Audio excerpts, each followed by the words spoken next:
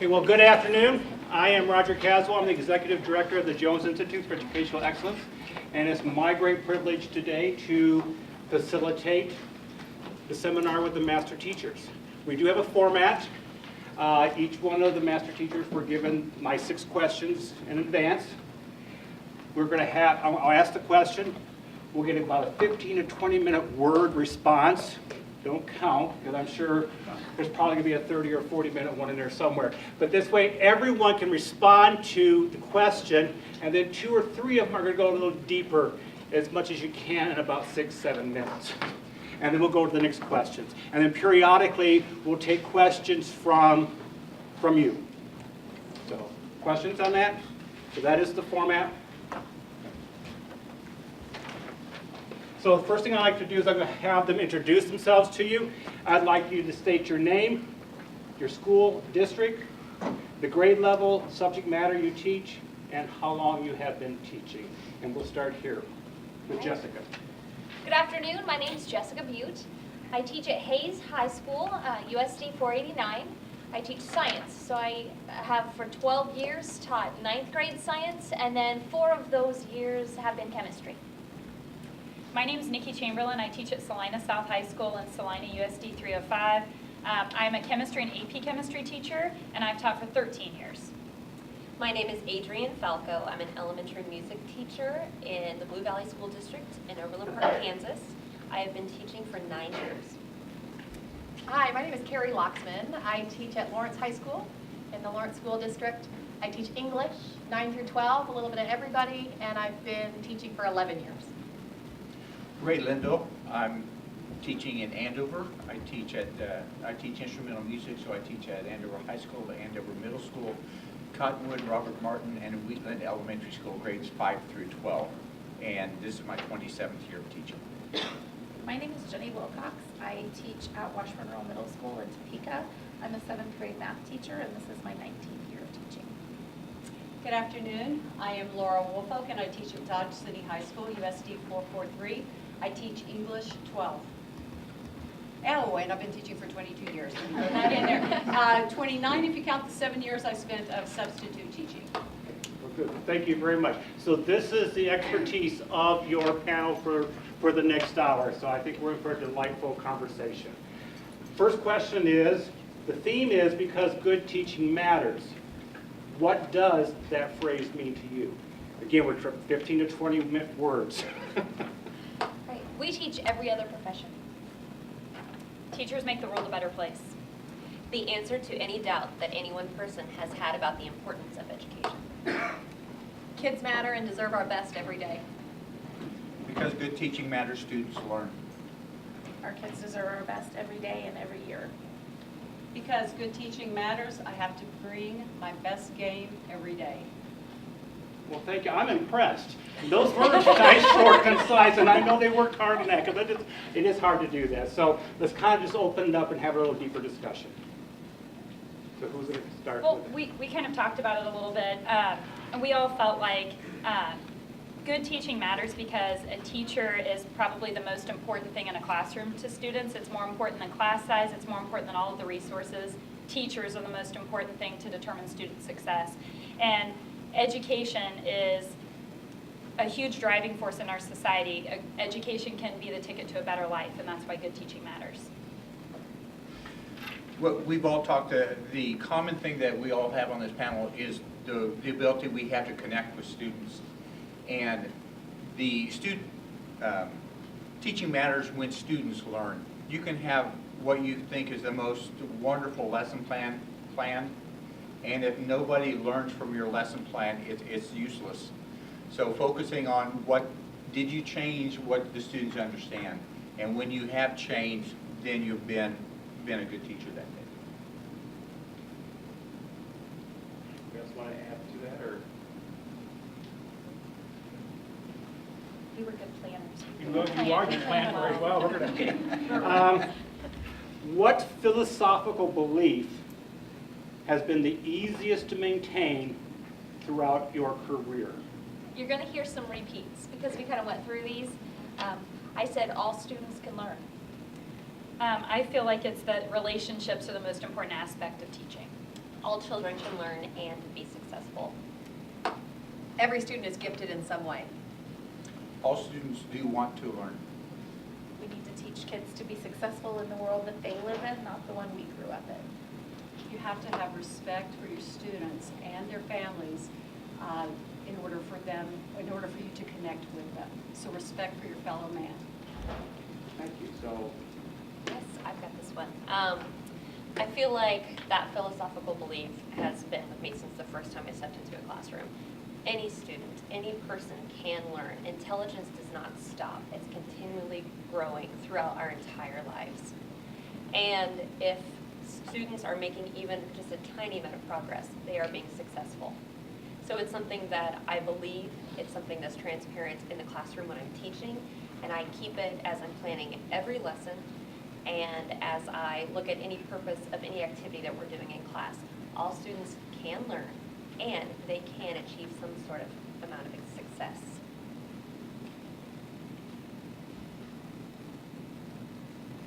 you guys want to jump in? I think we'd all agree, and we had a great conversation about Yeah. that. Adriane said it beautifully. Okay, I'm going to ask one more parallel question, then we're going to kind of open it up for the first three questions from the audience. So just to follow up with that, that was the one that's been the easiest to maintain. What has been the philosophical belief that has been the most difficult or the most challenging to stay current with in your career? Most difficult to maintain has been that positive attitude that what I'm doing in the classroom is correct, and that I know that I'm always doing my best, but is it always in the best interest of the kids? Am I always doing the right thing for the students? Kind of the same thing that I'm making a difference and that I'm having an impact. My philosophical belief that's been difficult to maintain is also the one that has been the easiest for me to believe in some sort of way, in that, yes, all children can learn, but it is difficult for me to find the avenue in which to reach students and to differentiate instruction in a way to meet students' individual needs, and in that aspect makes it almost more difficult. Absolutely, I'll piggyback on that, that meeting all of the different individual needs and personalizing learning for each individual student in such a small amount of time when you have such a range of expertise and struggle in a single room in a single 45, 50-minute period is what I know I need to do, but I'm challenging myself to do every single day. I'll piggyback on the piggyback. After 27 years, I really believe that if I could go back 27 years, that it would be easier than it is right now. And I'm working harder than I did 27 years ago. And it's because even though the job for me is the same year, it's still new for the students, and we're still trying to meet the needs of the students each time, and that will never get easier. You'll find new strategies, you'll find something that will help to do it, but teaching students never gets to be easy. For me, it's teaching things in what I consider to be the right way or the best way in the face of all of the different pressures that you have in terms of time and covering material and things that students have going on outside of their academics and so forth. At the end of the day, I ask myself, did I do the right thing? And I don't think that's a question we can ever fully answer. Did I meet their needs? I believe that what I did was right, but was it right? So that reflection process has been a challenge for me for the last 22 years. Thank you. Would you develop that, please? So I teach math, and I definitely firmly believe that we should start with a conceptual basis for the way we teach, so that my kids don't just leave my classroom with a quick little rhyme to make them remember something, but that they really understand it.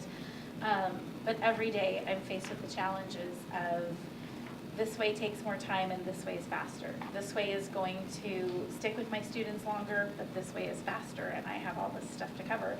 And I still don't feel like I have the right answers to that.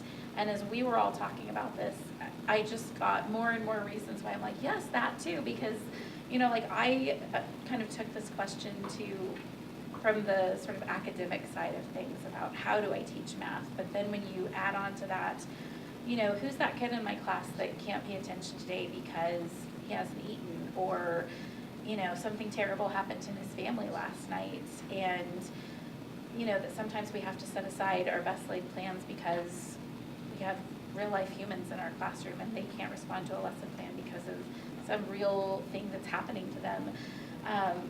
And it's just really hard to reconcile all of that and know, when you're up against a deadline, how do I handle all that? And I don't know when you ever get to the point that you feel like you have a great answer to that, because 19 years in, I still don't feel like I have a great answer to that. I still wonder every day, what's that balance to teach my kids what they need to know in the right way, but also to get things done that have to get done and acknowledge the kids for who they are in my classroom. Well, you'd made the comment as we had sat down before you started asking questions that we were the experts. And we all feel that we are not experts. We've just spent a little bit more time in the classroom than you. We look forward to learning from you, and as student teachers and mentors, we appreciate that. Teaching is fluid, it's ongoing. We evolve, kids evolve, curriculum evolves, and so we are by no means experts. One thing with what you said, I teach first hour symphonic band, and I had students in that were studying for a test that I overheard, and they were reading questions off of a note card. So I decided to play a game. Can Siri answer your question? And they were literally Trivial Pursuit type questions, and I'm not going to say what subject in case somebody Googles my school. And I don't want to throw any of my colleagues under the bus. But if you're writing test questions that Siri can answer, you're not teaching. You need to, like you said, you need to be teaching students to think and to work a process, not just to answer a trivia question. That's right. Kids don't need to come to school anymore to get knowledge. They have knowledge in their pockets, in their fingertips, in their computers. We have access to knowledge at all times. We have to find the art of the teaching to connect that knowledge to wisdom, to give them experience and application and real world usage of that knowledge that anyone can Google today. Absolutely. And on top of that, it's more about teaching how to arrive at conclusions. How do you go through the process to find the answer, or to find the knowledge? So it's a little bit of a challenge as teachers, too, to find out how to reach each student that way, and how to differentiate your instruction so that you're meeting individual needs. So that what's best versus easier. It's easy to write a multiple choice test and all of a sudden all your kids have A's and now you look like an awesome teacher and look at my grades, but do they really learn anything? So that is constantly a struggle. I could do this, which is depth and understanding and application, and it might take me 4 weeks to get them there, but they're personalizing and they're caring about it and they're bringing voice and choice to the table and they're involved in this project. And I don't care if it takes you 4 weeks because we got so much out of it. Or I could push a whole bunch of multiple choice. Here's the information, test on Thursday, here's the information, test on Friday, and man, all my kids have A's and I am good. Think about the information that you're delivering. Carrie and our English teachers, how many of you are going to teach English, the ELA English? Oh, hello, welcome to our world.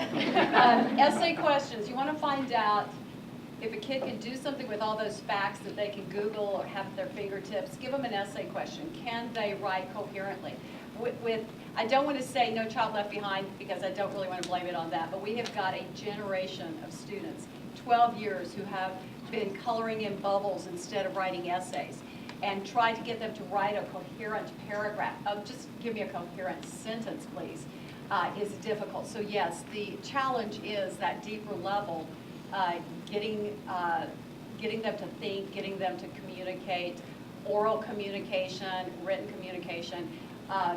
It's fun and it's challenging, so don't let me dissuade you. Some of the best things I've ever read were written by my students. I think we felt pretty strongly about that. There you go. Just a quick raise of a hands. Who here is elementary? All right. Wow, my people. So secondary, just kind of bounce it off. All right. So on the secondary, again, language arts were there. Math, social studies, history, PE. Government. Sorry. Okay. Physical education, music, science. Oh. We have a science team. We're both scientists. Oh, okay. Yeah, no Did I science. skip something? Obviously I did. Yes. Art, thank you very much. Art? Drama? Anything else? Yes? Okay, Spanish? Okay, so that kind of gives you a feel for the audience. Okay, we've asked the first 3 questions. We've asked them, what does because good teaching matter to each of them? We've asked what was their easiest philosophical belief to hang on to throughout their career, and which one has brought the most challenge. So any follow-up questions from you on any of that? Because good teaching matters. Philosophy, meaning either what is easy or what is hard to continue. So I kind of open it up to the floor. Yes? So I'm going to be a history teacher, and history and English kind of correspond with each other very well. My question is, going back to what you just talked about with grammar and stuff like that, I'm having a hard time right now getting them to use proper grammar and not using cuz, but actually using because. Do you have any tips for how we can promote students to, instead of transitioning from texting to actual writing? Are you going to teach elementary or High school. High school? I just simply tell my students, yes, I do realize that social media lends itself very well to abbreviations and to nonsensical words, but academic writing, you are required to use academic language. And some of the, what you're bringing up is what we've talked about in many of our meetings. There are kids who do not know that it's would have, not would of, and that cause is not a word. There. There, oh, there, yes. Well, we would like to assign that to you. And, and we will gladly host you at Dodge City High School to give us a seminar on that. But there's no easy answer to that. It's one student at a time. I do a fun activity at the beginning of the year, and we purge the demons. I say all the junk that I don't want to see, and cuz, and all of this stuff that doesn't belong in an English class, and we write it all down, and we have fun with it, and then we crumble it up and we throw it away. And I make a real real day of it. Like that stuff doesn't live here anymore, And so that they see it and they know it, what works here and what doesn't work here, and those boundaries are established early. I've been doing that, but I've also been telling them that, because I've constantly been telling them that I'm preparing them for college and for later careers and stuff, and that if I see cuz, and if you're writing to your potential employer, and they see that, they're not going to hire you. And it kind of gives them a little bit of a wake up, but then they still do it. And I think it just might be out of habit. So I was just kind of curious what kind of pointers you guys had. No magic cure that I know of. I love Carrie's idea. I absolutely love that idea. But I think it's just practice. And hold them accountable. Acknowledge it every single time. As soon as you get lax on a routine, they do too. So you just have to, you just have to teach good habits, and it has to be consistency. I think it has to be across the curriculum too. I think we've kind of put that on the backs of our English teachers and our social studies teachers for a long time, but we have to teach writing in every one of our classes, no matter the content area. And it's everything. In my music classroom, a sharp is now a hashtag. So it needs to be, it's everywhere. Yes? You mentioned essay questions. How has that changed with the MDPT and that kind of stuff in your guys' different content areas? I reread we call the MDPT the mud putt. That's just our little, it's easier. You're going to get used to this in education. There's an acronym for everything. But anyway, we call it the mud putt. How many of you guys grew up under 6th Trade? Okay, oh, look at those hands. Rachel, let's see, there's a former demon. Speaking of demons, there's a former DCHS right back there. But anyway, we got used to teaching under the 6th Trade, which lends itself very well to teaching good writing. It gives you a foundation to communicate with your students. When I talk about sentence fluency, word choice, MudPet does not necessarily do that. However, it lends itself well to the other subject areas, which, we do have to be aware of cross-curricula. But, I just write in my own little things in there and show them the rubric ahead of time and say, this is how you're going to be graded. And I have put in sentence fluency and word choice and voice in areas that I think it works. The state has not told me I can't do it. My superintendents have not told me that I can't do it. So that's my answer for that. But I do think that MudPut is requiring, I mean, when you look at it, they actually want to see that you're using evidence, that you are correctly citing your sources, which is extremely important. We were doing that anyway, but that is going to be one of the requirements for the assessments. So they do need to know how to do it. Did that answer your question? Carrie? Well, I teach chemistry. My students don't have to do an MDPT for the state assessment, but we still do MDPTs in chemistry class. And we do that to prepare them for the English language arts and the social studies assessment. So we do it in our district across all content areas.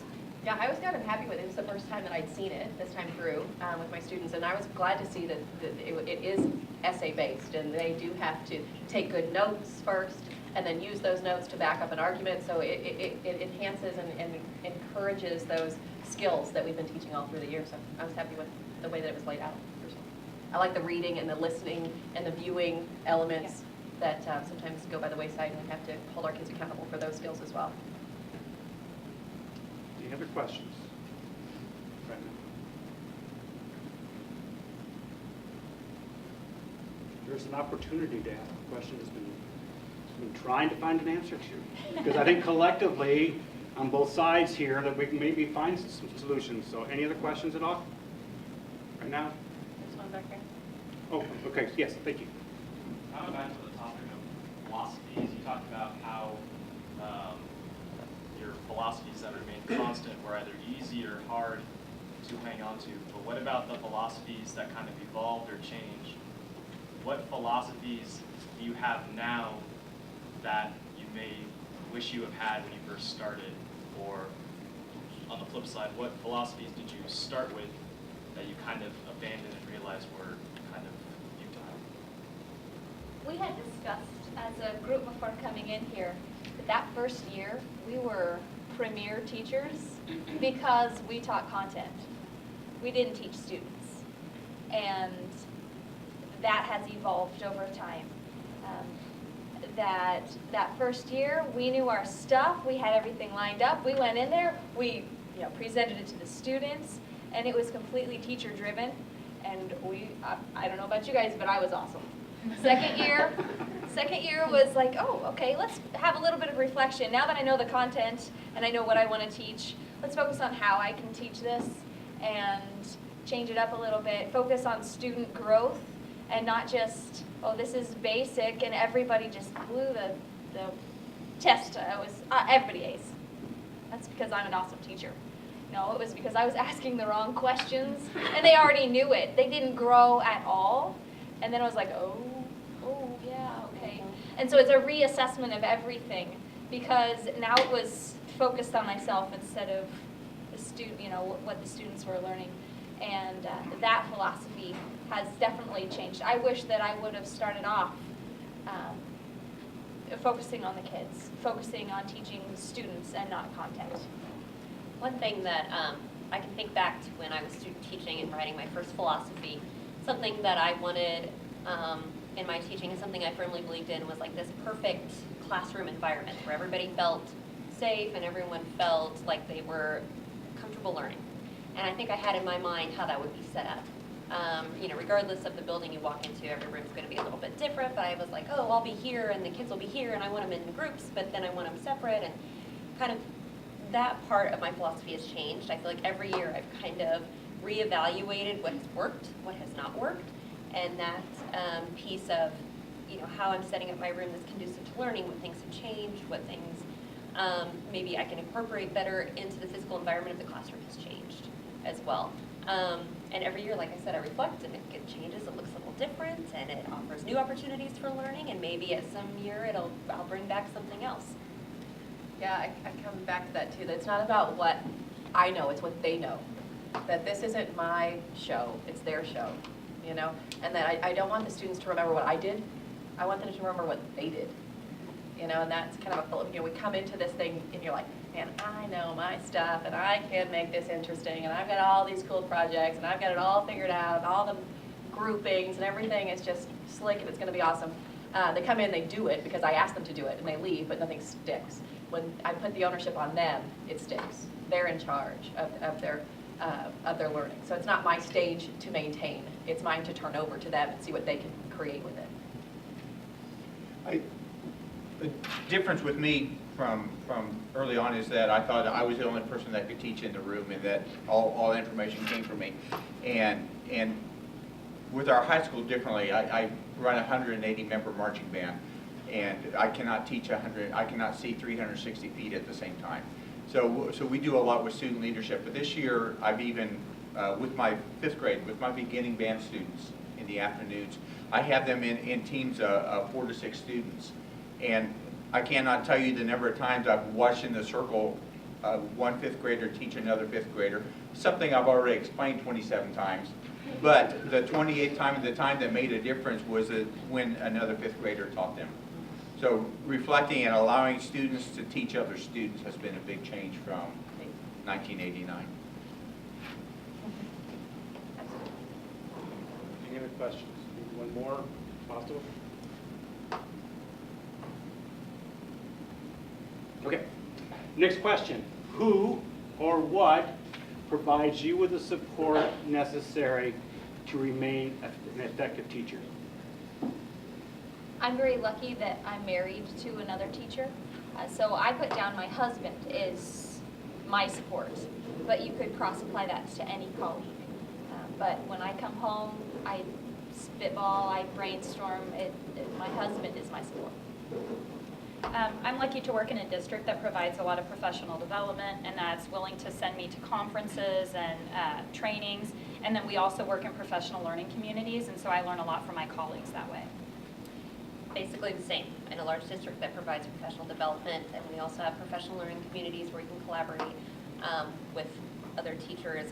Also, don't be afraid to step out and pursue your own professional development. All of those things, yes, my husband is also a teacher. Yes, professional development, consume as much information as you can, change your mind about things, yes. But my quick answer is student feedback. What your students have to say about your teaching is where you'll learn the most. Ask them at the end of the semester, just like you guys do in college. You give course evaluations, especially at the secondary level. Ask your students, ask your parents what worked, what didn't work, and reflect and change because of it. Nothing new. My wife is also a music teacher, so we discuss together. And from the students, with a conductor and musician setup, I'm constantly getting feedback from the students of, I can't hear this, we're not together here. After rehearsal, they're coming up and saying, hey, we need to work on this section here, and allowing that feedback, and not saying, hey, I'm the boss, allowing them to say, hey, Mr. Linville, can we work on this section tomorrow? I would agree, professional learning communities. I do a lot of outside reading of journals and so forth, but also I really value having a principal who is not just in charge of discipline, but who is an educational leader in our building and provides us feedback that way. Okay, earlier somebody brought up the point that we, when they set out to teach, they wanted a safe environment, a happy environment where students could learn. And we are lifelong learners as teachers. You will always be a lifelong learner, and you need to embrace that. And I hope for you, I hope for each of you, that you are in a building where you feel comfortable, where if you fail, it's okay, where if you succeed, there's somebody to pat you on the back. If you're not in that kind of building, number one, let me put in a plug for Dodge City High School. We are that kind of building, and we would welcome you. In fact, when I first started at Dodge City High School, I mentioned that I had been a substitute teacher throughout southwestern Kansas for about 7 years. I've seen the best of the best and the worst of the worst. And the one thing that struck me about Dodge City High School was that there was no gossip. In the teacher's lounge, you did not have teachers talking about students. There's a place for that. The lounge is not that place. Our students know that, and they feel safe because they're not talked about, their parents are not talked about. We do not talk about administration, and we certainly do not talk about each other. If you're not in that, if you're not lucky enough to be in that first year environment, start building it. Excuse yourself if gossip starts, leave the room. Because that is negative. That's the opposite of what good teaching is. It builds that negative environment. So a positive environment is huge. We also have a district that understands that not only do we want to close the teaching gap, We want to close, close the student learning gap, bring those low learners up, but we want to close the teaching gap also. And maybe we get a teacher that's not that well prepared. We're not going to get rid of them. We're not going to, badger them. We're going to teach them also. We're going to bring them up to where we want them to be. We have great professional development. We'd definitely rather spend our money on that than on hiring new teachers because that is expensive. And it doesn't do anybody any good. So anyway, professional development, learn everything you can. Have good leadership. We also have a principal who is a former master teacher and also, I believe, was the national principal of the year for, the United States. National. So, she is awesome, absolutely awesome. She's a teacher first and an administrator or a disciplinarian last. So anyway, those are some things that are very, very important, and that's, from my heart, that is what I would wish for you because that will help you be a better teacher. And again, going back to what I said at the very beginning about lifelong learning, please never be that teacher that sits there and goes, same old, we've heard this before. That doesn't do anybody any good and it spreads negativity. So just always embrace it. Yeah, maybe you've done it before, but this time, you know what? You're going to do it even better. And I want to reach out to some of you that music, art, drama, some of you that may feel a little secluded. You may be in a building. I'm in an elementary setting where I am the only music teacher there. And I don't want you to feel afraid to reach out for help. My first year, I'll be completely honest, I was afraid to even ask what my budget was for the year. I thought, oh, I should know this, or something that a good teacher should know is information like this. So if you find yourself in a classroom or in a building where you're just not finding the help or you have a question, don't be afraid to collaborate. Knock on another teacher's door. Go to your administrator. Seek out ways in which you can get answers to your question. In most cases, everybody's very willing to help, and especially a new teacher in the profession, you want to see those people succeed.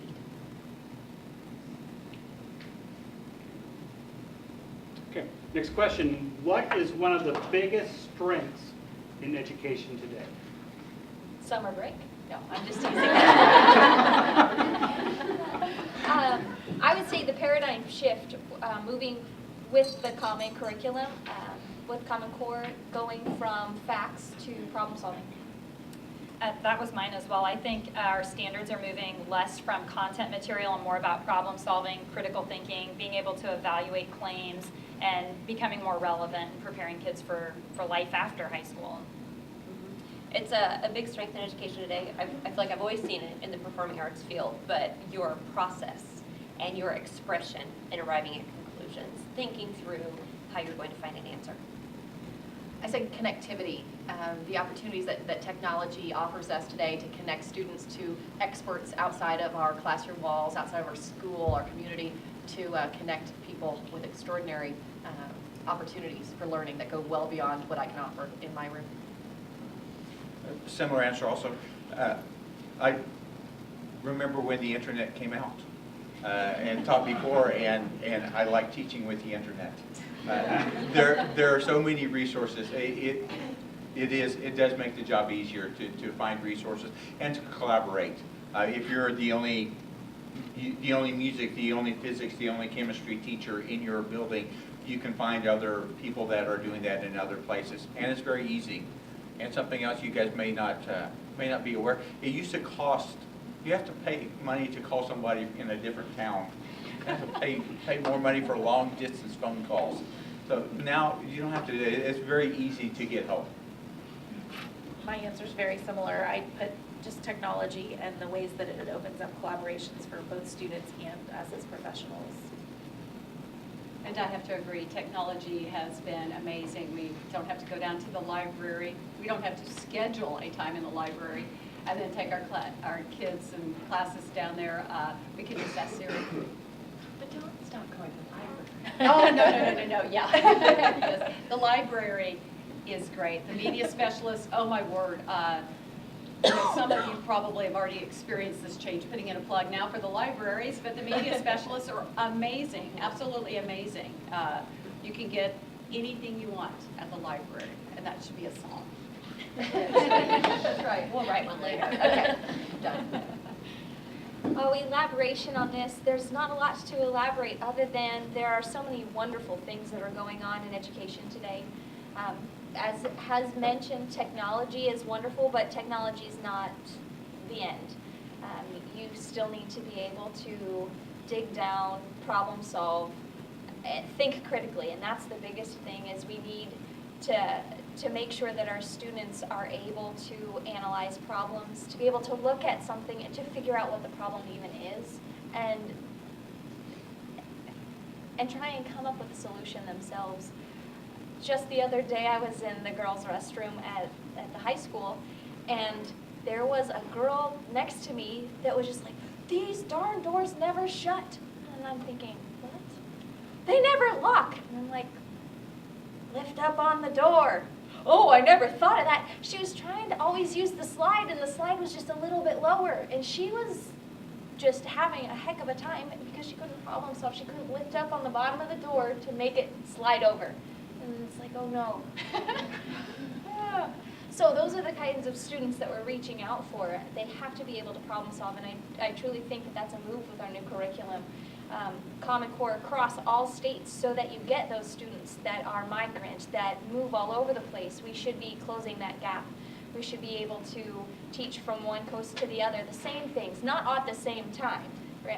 Don't get me wrong there, but they need to have the same basic core knowledge and be able to problem solve, to see some kind of question and be able to come up with an answer, come up with a solution on their own and not have to copy off of someone else or, you know, yeah, that's my elaboration.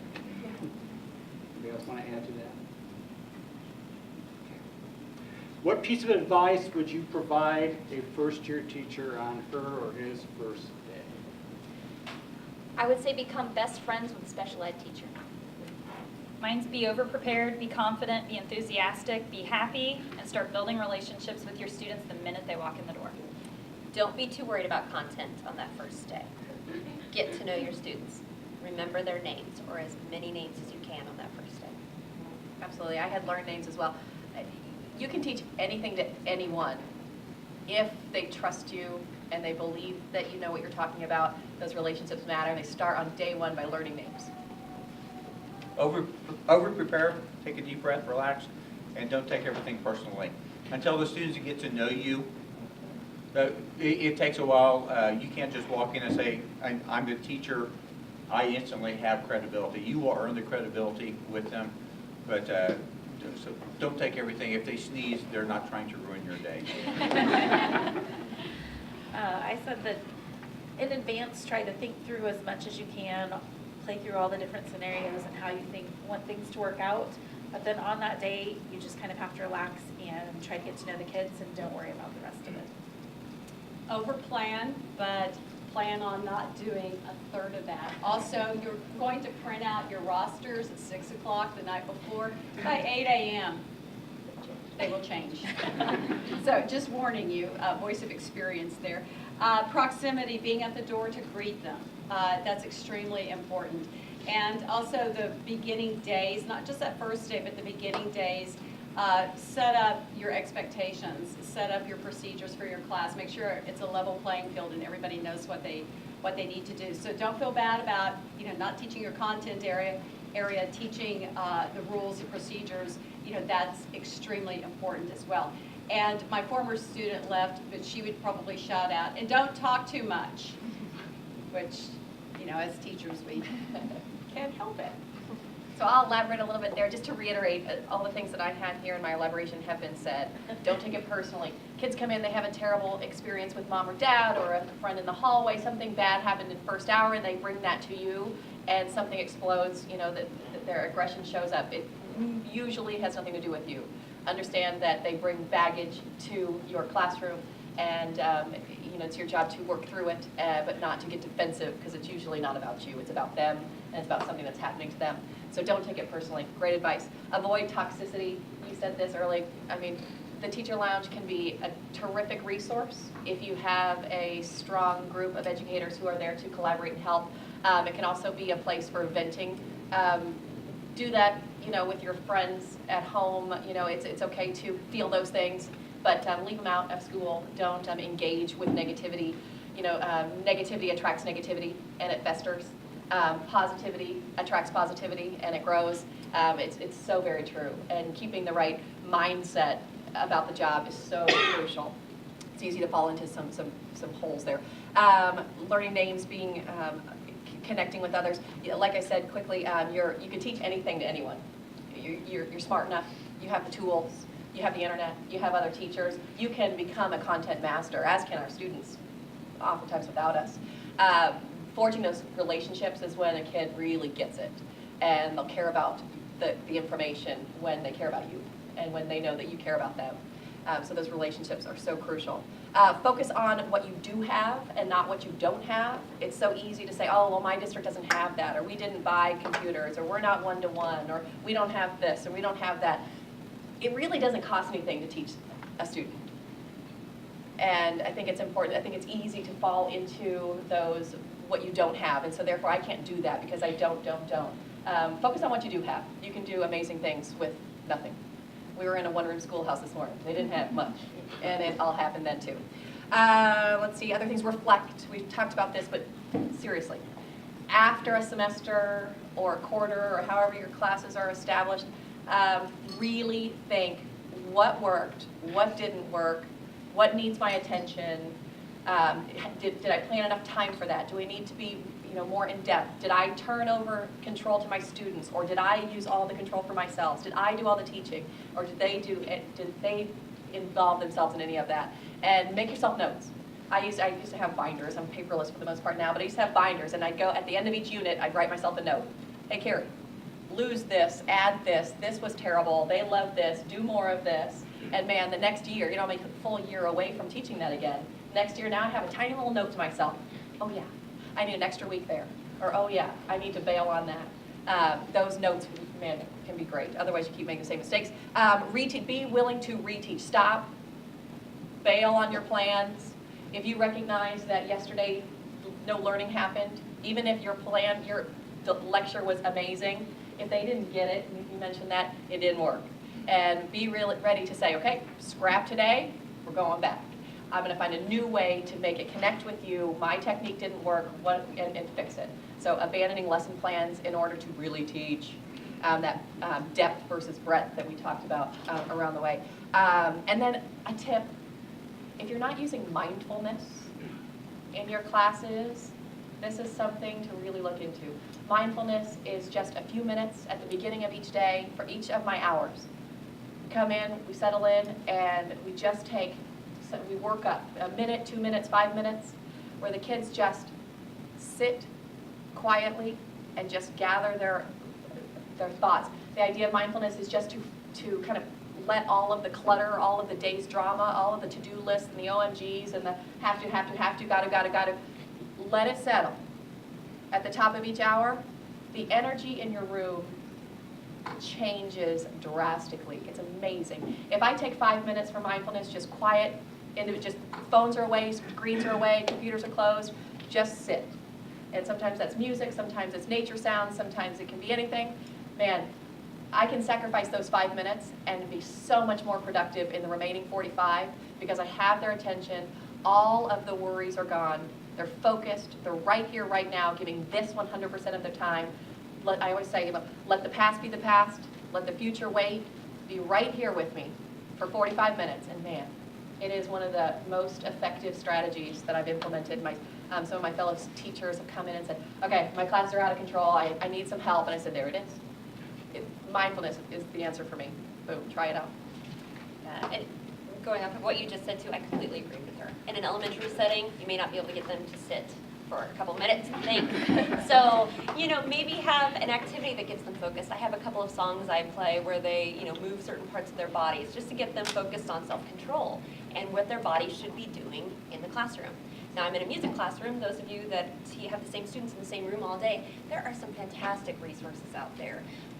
Cuckoo Kangaroo, for example. You can write that down, take it back with you. Just a little bit of movement to help them get re-stimulated and yet re-controlled and help them to focus on what they're supposed to do.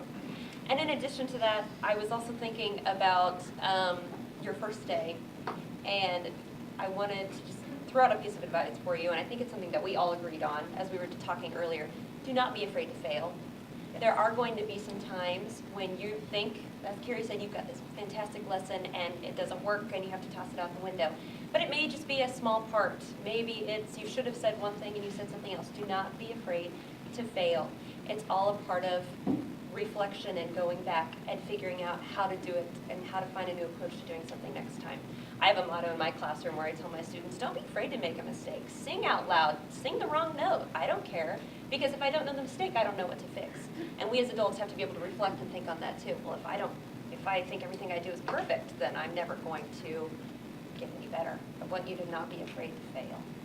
It happens to all of us. Mistakes are proof that you're trying. Exactly. And it's very humanizing for your students to see, like, I'll crash and burn. Like, I have an idea, and we don't have wireless that day, we have a network is busted, or, crash and burn sometimes. And think on your toes, be flexible, yes. But man, it's so humanizing for them to see, okay, this is a real person who also is struggling and have to problem solve and apply critical thought to overcome an obstacle. It's really humanizing to fail. It'll happen to you, so you make the most of it. One other thing I was going to add, Laura talked about teaching procedures, and I'm almost embarrassed to admit that I probably was 2 or 3 years into teaching before I realized how much time and effort it takes at the beginning of the year to teach procedures. I just thought I could pass out my syllabus and go over the rules once, and my class was just going to run itself, and that is not true. Like, it takes me weeks to get my procedures in place. Like, one of my favorite days of the year is the day, 3 weeks into school, where I realized I just taught math all day and I didn't talk about a single rule, because that's how long it takes me to get through that stuff. Because if you throw them every single rule that you want them to ever follow on day 2, because day 1's for learning names, then they heard the first 2 and then they were overwhelmed, and you've just got to build that in slowly and take time, and don't worry about the content that takes a while to get covered at the beginning, because you'll make up for it later because your classroom will be running smoothly. Good, thank you. So the last 3 questions, we talked about the support that they find is important for them to keep going. They talked about what they think is the biggest strength in education today, and they talked about advice to beginning teachers. Any questions on that, or maybe a question that you thought of from the first half of the seminar? Does anybody have any questions? Yes? A lot of you talked about how problem solving and thinking critically is a big part of education now. So far in my student teaching, I've had a lot of students who, when it comes to that part of their education, I'm going to be a math teacher. And whenever it becomes difficult for them, or if they see something that they're not sure of, a lot of times they either give up or they're too dependent upon technology to even think for themselves or think critically. How would you promote problem solving and building that in their education? I know, as a math teacher, I feel like one of the most important things I do with my kids is teach them how to ask good questions, because one of the most frustrating things for me is when a kid doesn't understand something. Well, what don't you get about it? I don't know, the whole thing. And I'm like, well, it's not the whole thing. I mean, and for my kids, I spend a lot of time breaking it down for them. What does a good question sound like? I kind of take it through them from my perspective. Okay, as a teacher, when you tell me you don't get it, my mind goes 10 different directions, and I could explain this to you, or this to you, or this, or this, or this, or this, and then they start to realize, oh, okay, I need to ask a better question, because otherwise you don't know what to say to me. And when I make it seem like it's more about me, I can do a better job if you'll do this for me, I find that helps my kids once they've learned to ask better questions, because it helps them focus in on really what they don't understand, which is where the real problem lies. It's that they want you to do all the thinking for them rather than have to identify for themselves where it's falling apart for them. I think we have to provide students with more opportunities to problem solve and think critically, and I think it has to be in an environment where they're not afraid to take risks and that it's okay to fail. And I think we have to use a lot of scaffolding in class to kind of build up to harder problems so that they can be successful. And I think also as a teacher, one of our big roles is as a cheerleader. I mean, I'm constantly like, you can do this, come on, just try it. and I think just never giving up on them and giving them opportunities to be successful. Learning is messy. I mean, in fact, that was one of the greatest things I ever heard in an in-service when a speaker said learning creates this mental chaos. It's messy, it's uncomfortable, and people don't like it. And, you know, I share that with the students. It makes your brain hurt, but try it anyway. The worst thing that could happen is your answer is incorrect. And then they respond to me, and I totally get this. The worst thing that could happen to me is I can spend 30 minutes on an answer that's incorrect and then have to do it over. And I'm like, oh, I completely understand that. But yeah, learning can be messy, but that's what makes it challenging for them. I think that if they were in a constant state of mental distress, that is not good for anybody. But every once in a while, you know, you just like daily basis, there should be something that causes them a moment of thinking really, really hard. I think it's on us to make sure that we're writing questions that constantly requires them to problem solve and think critically. If, like we were saying before, if your questions are Googleable, you know, if Siri can answer your test questions, you're not preparing students for problem solving. So if we're writing questions that are open-ended, that require collaboration, they have to put their brains together, they really have to exercise those skills, then if we do that from the beginning, we start training them to think that way. There's a great company out there, I don't know if you've heard about this, the Breakout EDU, that is doing, have you ever been to any of those breakout rooms? Those breakout rooms where you go with a group, you know, and you have to solve all the problems. There's this company that has these boxes, and you can buy them, Breakout EDU, and you buy a box, and you know, it's kind of, they're like $99 or something, so you get your PD money, and you know, pair up with some other teachers or something, and they'll send you a box, and it has all the locks in it, all the gear inside of it. And then it comes with software. I don't work for this company or get paid for it. I learned about it at a Google seminar last weekend, and it's so cool. But then you download all the software, and each time you use it, you can get new software, and there's all built-in curriculum and all these things. And once you buy the hardware, you get the software. And that kind of thing, like, you know, once every other week or something, put your kids in front of this thing, and they have to work together and talk and problem solve. But those kind of hands-on problem-solving activities where they're engaged and it's fun, it's challenging, then you're exercising those skills and developing that muscle, so to speak, and they're having fun along the way. So it's something I'm going to look into, and something I learned from some colleagues recently that I think could be cool to teach that skill. You saying that mentioned something that I do with my own children. I have 3 small children, and in this age of immediate feedback, I think that it's good to try and come up with something that might not have a solution. So we have taken Easter eggs, and somebody had to put things inside Easter eggs, and we've sealed them up. Nobody knows what's inside these Easter eggs, and nobody's going to know. Nobody's going to open them up to find out what it is. But when I get a kid, usually my 7-year-old, Mom, I'm bored. Okay, go grab an Easter egg. And she has to shake it, she has to observe with it, and she has to come up with at least a couple of different things that's inside that Easter egg.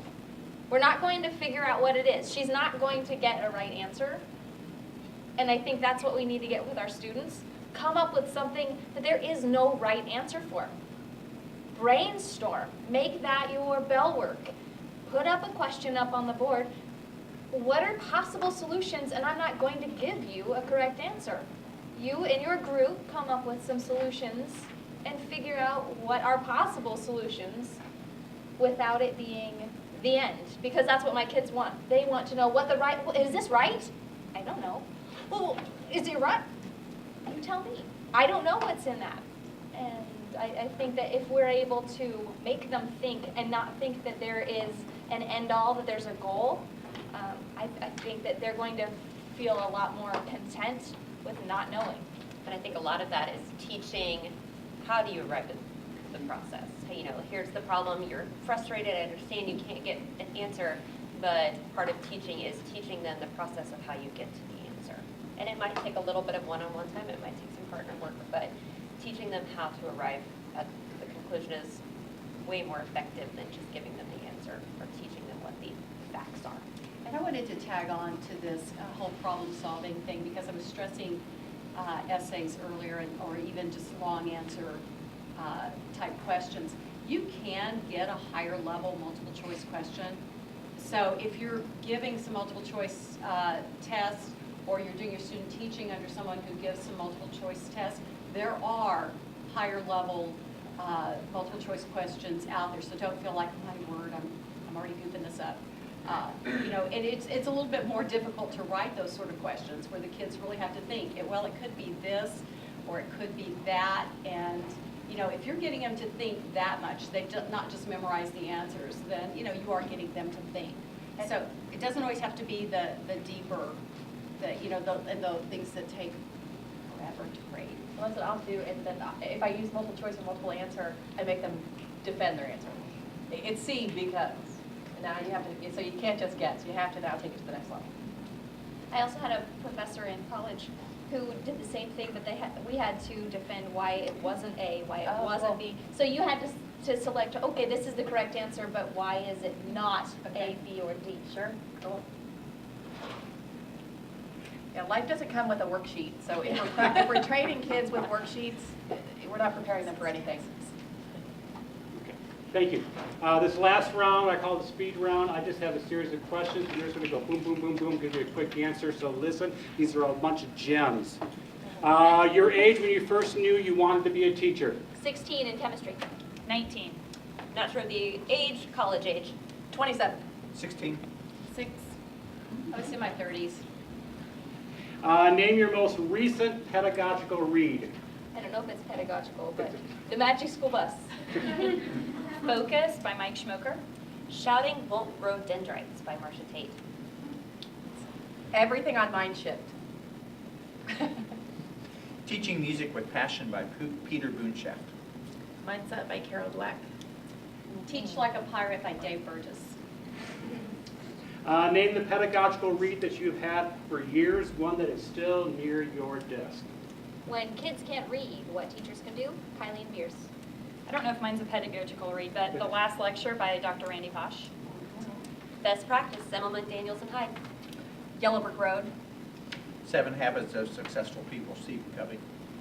Teach Like a Champion. I think it's Doug Lemov. Teaching with Love and Logic. Is teaching more of an art or more of a science?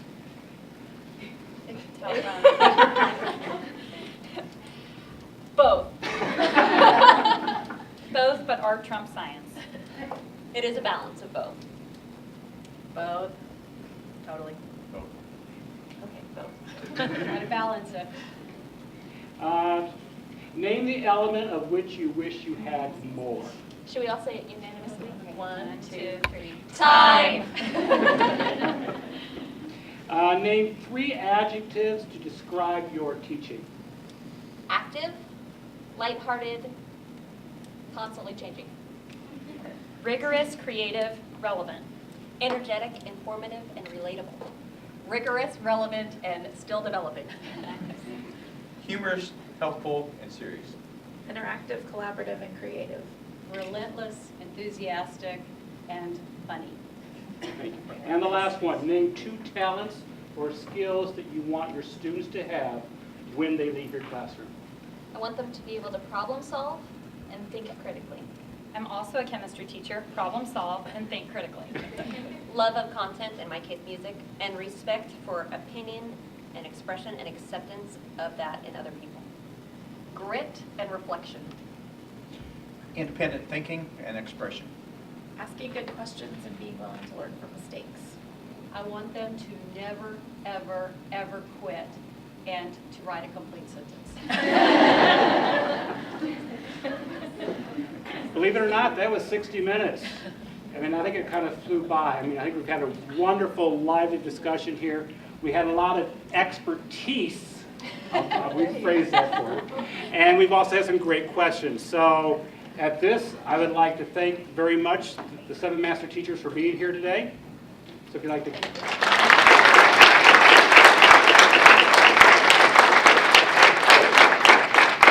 And we're off to another place, is that correct? Okay, so thank you very much. Have a Thanks, guys. great Good luck. afternoon. Thank you. Best of luck.